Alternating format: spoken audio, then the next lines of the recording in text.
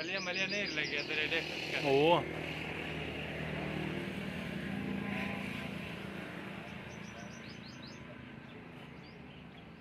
देख देख काय रिजल्ट दे ओ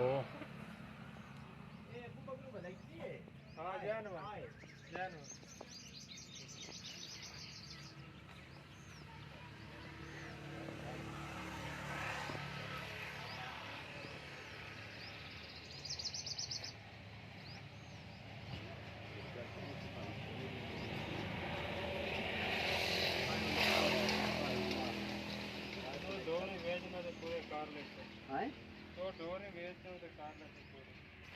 दो ढोर ना बेचन एक किला ही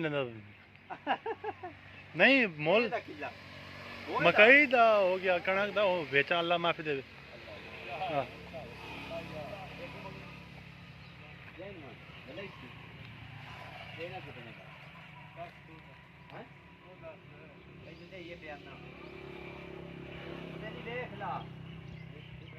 मारो सो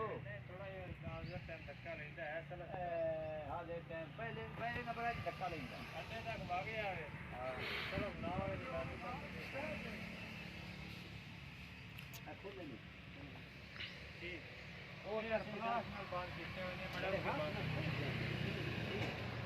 मान के रख